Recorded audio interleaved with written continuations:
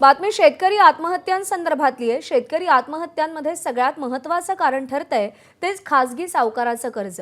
लातूरच्या निलंगा तालुक्यातील शेतकरी आत्महत्यांची बातमी एबीपी माझानं दाखवल्यावर आता आणखी एक अशीच करुण कहाणी समोर आली आहे। निलंग्यातील नळण गावातलं भोसले कुटुंब गेल्या 4 वर्षांपासून सावकारी पाशात अडकलंय।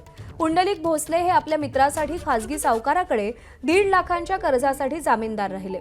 भोसलेंच्या मित्रानं कर्ज वेळेत फेडलं नाही, त्यामुळे पुंडलिक भोसलेंना प्रचंड अडचणींचा सामना करावा लागला। जामीनदार असल्यामुळे त्यांना सुमारे 1.25 कोटी रुपये किमतीची 5 एकर शेती सावकाराच्या नावावर करून द्यावी लागली आणि एवढं करूनही अजून 70 ते 80 लाख रुपयांचं व्याज बाकी असल्याचा दावा करत सावकाराचा तगादा सुरूच आहे। याबाबत निलंगा पोलीस ठाण्यात तक्रार देण्यात आली असून पोलीस तपास सुरू आहे, मात्र अद्याप एकाही आरोपीला अटक झालेली नाही। 5 एकर जमीन रजिस्टरद्वारे सावकाराच्या नावावर झाल्यामुळे कायदेशीर व्यवहार झाल्याचं कारण पुढे करत प्रभावी कारवाई होत नाहीये। पुंडलिक यांना होणारा त्रास पाहून त्यांच्या नात्यातले काही जण त्यांचे जामीनदार झाले, त्यांनाही सावकार त्रास देतोय।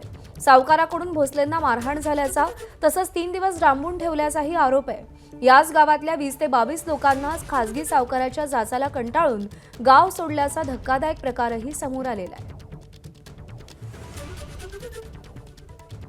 गणेश आंबिलपूर याला मी जमानतदार होतो 1.5 लाखाला। मग 1.5 लाख त्यानं पैसे न म्हणजे त्याला बी भरण्यात आले नाहीत, भेटले नाहीत। ह्याने मला नेऊन बसवले, पुन्हा मला शिवीगाळ करायला लागली, तू पैसे भरावं लागतंय म्हणाले। मी म्हणलो की मी कसं काय पैसे भरू शकतो, मी जामीनदार आहोत। मग त्याने म्हणले नाही आम्ही तुला बघून पैसे दिलो, त्याला बघून दिलो नाही। 3 महिन्यासाठी 5% पैसे 5% पैसे घेतले 3 पुढे महिन्यासाठी आणि मला टॉर्चर करायला लागले। मग माझ्या नावावर फाईल केली, मग पुन्हा ती जमीन लिहून दिली साहेब। किती एकर जमीन? 5 एकर जमीन। 5 एकर। भाव काय होता? भाव 25 लाख रुपये एकर। आणि मग नंतर ती जामीनला असलेले पैसे आणि एवढे झाले। ते किती झाली? ते आता 70-80 लाख रुपये झाले आता। म्हणजे 75 लाखाची जमीन लिहून देऊन हा। आमच्या चुलत भावासाठी आमचा चुलत भाऊ चक्रधर मधुकर नारायणपुरे हा पुंडलिक भोसले यांचा जामीनदार होता। किती पैशासाठी? 10 लाखाचा। व्याजदर काय होतं? व्याजदर 10% 20%।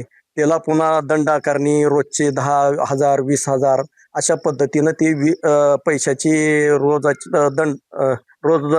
दंड आकारणी करून असे 30 लाख रुपये केले 10 लाखाची दिवसात।